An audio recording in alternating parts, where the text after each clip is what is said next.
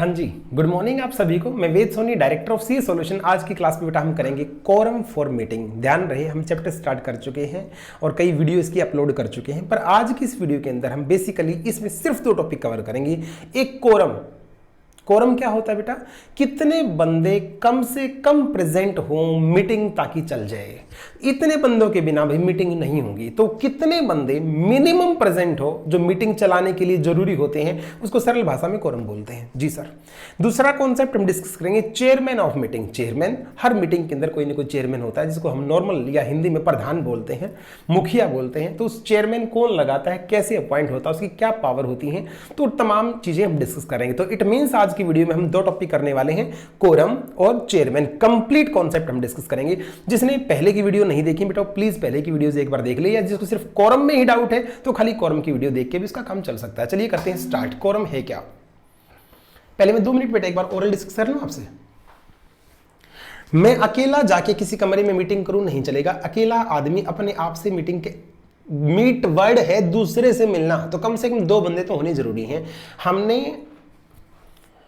Sir public company होती है, private company होती है। प्राइवेट कंपनी में मीटिंग करने के लिए कम से कम 2 बंदे होने जरूरी हैं। मिनिमम बोला है मैंने, मैक्सिमम कितने मर्जी हो, हमें कोई दिक्कत नहीं।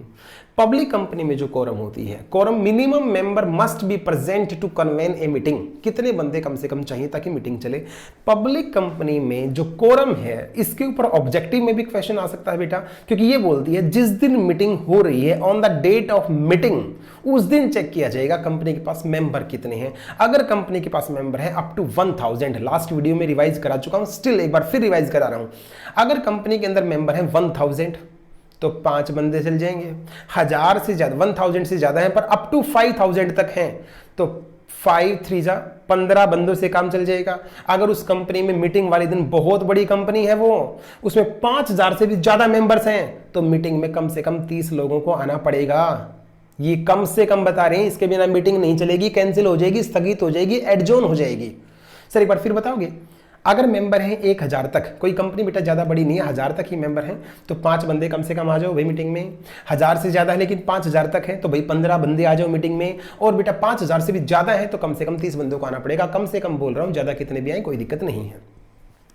सवाल आपका क्या है? सर एक बात बताओ, अगर ये बंदे मीटिंग में नहीं आते हैं, जितने बुलाए उतने नहीं आए, मान लो एक किसी कंपनी के अंदर मेंबर्स 20000 हैं, तो 5000 से ज्यादा का कॉन्सेप्ट हो गया बेटा।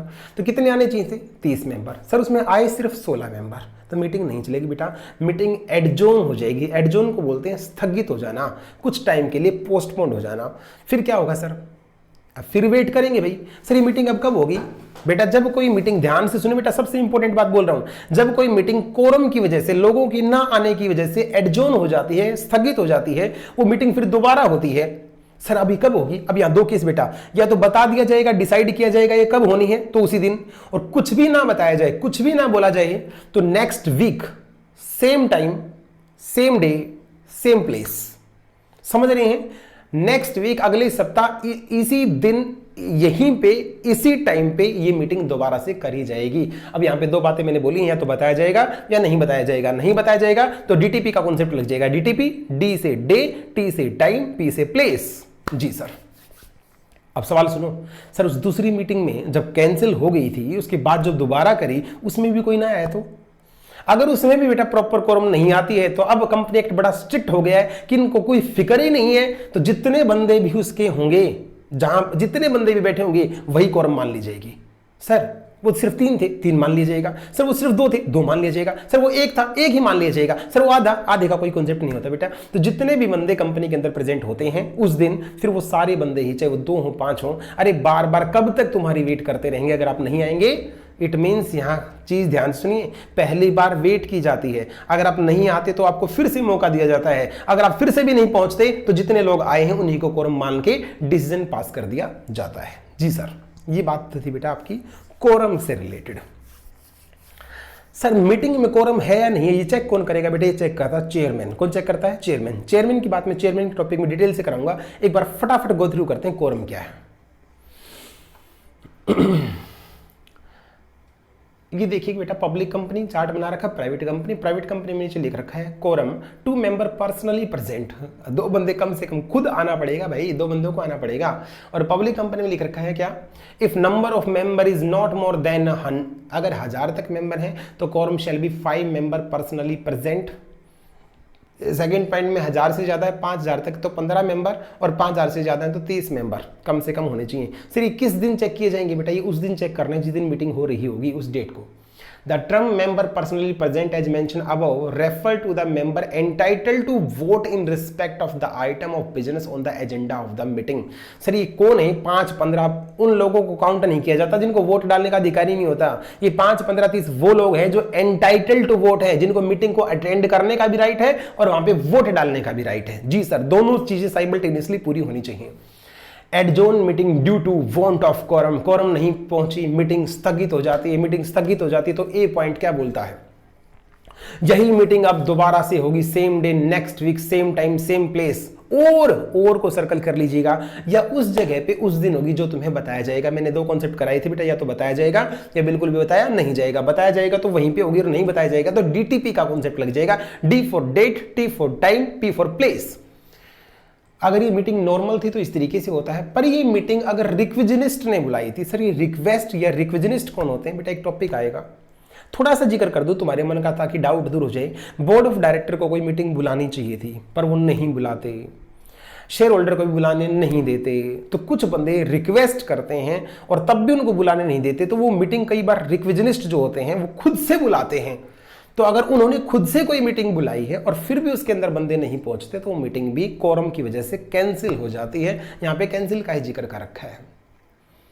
सर अभी ये बताओ, उस एडजोन मीटिंग का, जब ये मीटिंग अब दोबारा होगी, क्या उसका फिर से कोई नोटिस देना है?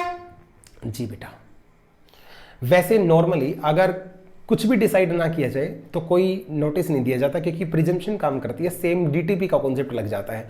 सर लेकिन हमने उनको टाइम इन्फॉर्म किया या उस टाइम के अंदर हम कोई चेंज कर रहे हैं या प्लेस में कोई चेंज कर रहे हैं बेटा, एडजोन मीटिंग में भी, ताकि लफड़ा कोई ना रहे, कम से कम 3 दिन पहले मेंबर्स को फिर से इन्फॉर्म कर दिया जाता है कि भाई अब की बार, सर यहाँ 21 दिन का, ओरिजिनल मीटिंग में 21 दिन का नोटिस दिया जाता है, एडजोन मीटिंग में सिर्फ 3 दिन का, कम से कम 3 दिन का आपका नोटिस मस्ट होता है। 3 दिन पहले आपको इन्फॉर्म कर दिया जाएगा कि फलां फलां जगह पे मीटिंग होगी।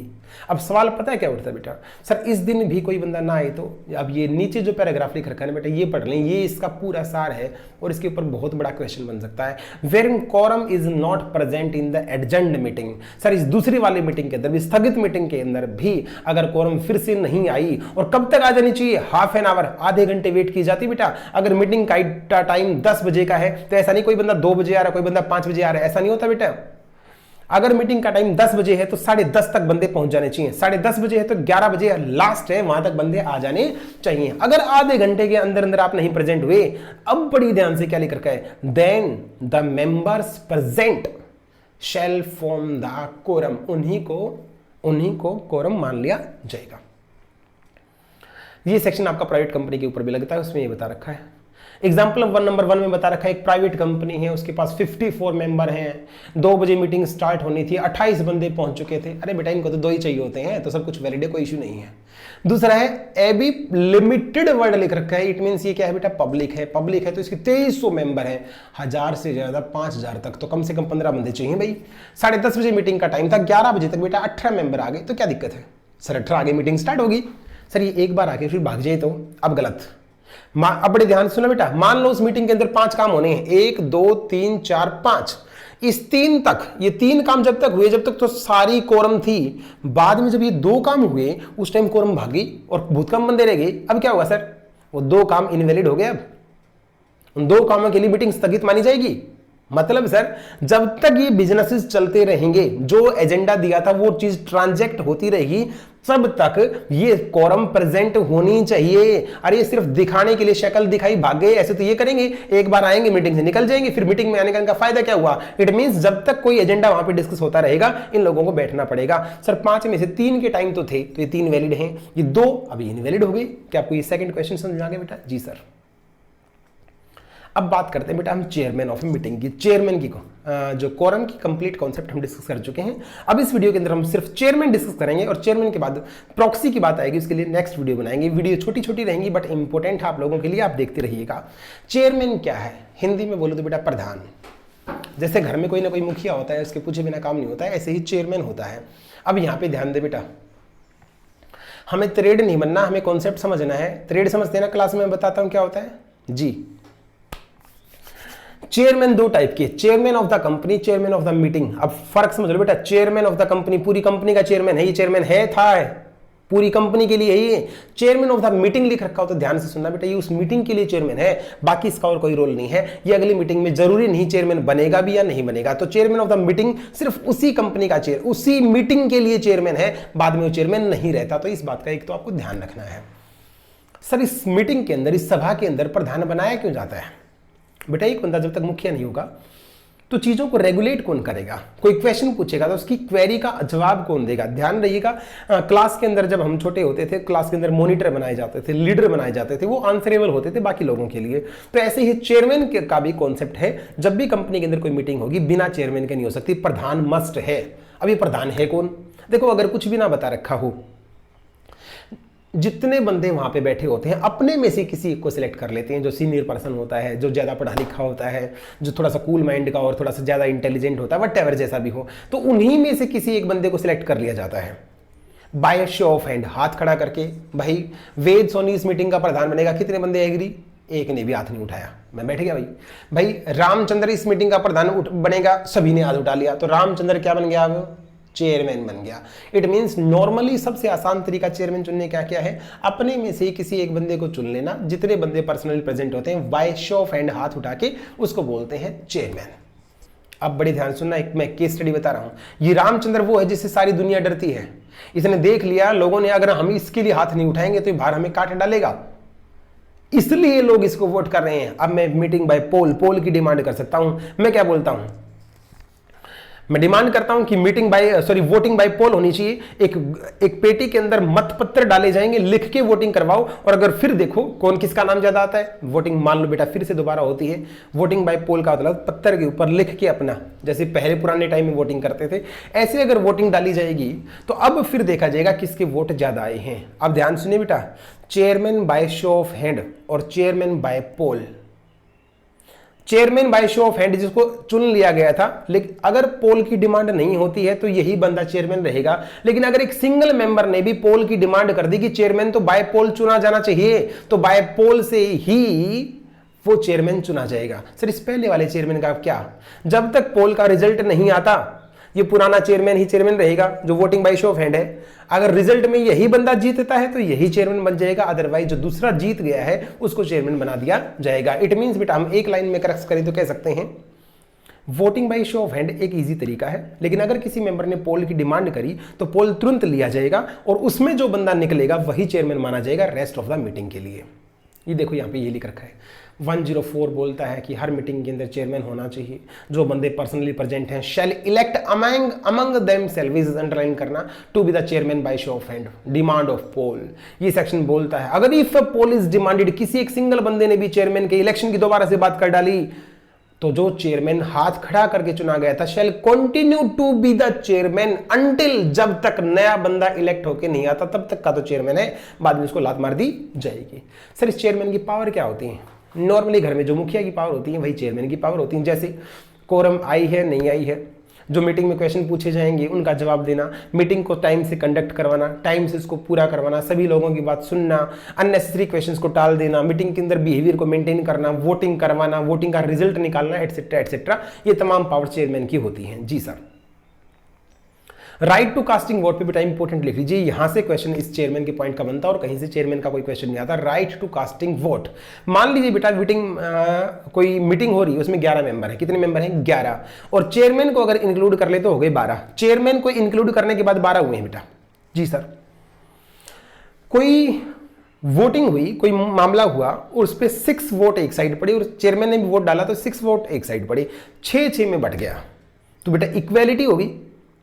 चेयरमैन का वोट यूज होने के बाद 6 और 6 बंदे एक साइड है और 6 बंदे एक साइड हैं, तो अब तो डिसीजन पास नहीं हो पाया ना, क्योंकि बराबर की टक्कर होगी। ये तो सर क्या होगा, ये चेयरमैन के पास बेटा एक एक्स्ट्रा पावर होती है, वो जरूरत पड़े तो दोबारा वोट डाल सकता है। ध्यान दें, वो एक बार वोट डाल चुका है, पर मामला इक्वेलिटी पे आ गया, बराबर पे आ गया। अब चेयरमैन के पास पावर होती है casting vote. Casting vote means simple language में सेकंड वोट डालना। क्या डालना बेटा? सेकंड वोट डालना। तो सेकंड वोट डाल सकता है। सर वो सेकंड वोट उसी को देगा क्या जिसने पहले दिया था? उसकी मर्जी होती है, किसी को भी दे सकता है। तो चेयरमैन के पास in case of equality have a right to cast second vote या कास्टिंग वोट डालने का पूरा पूरा अधिकार होता है। जी सर।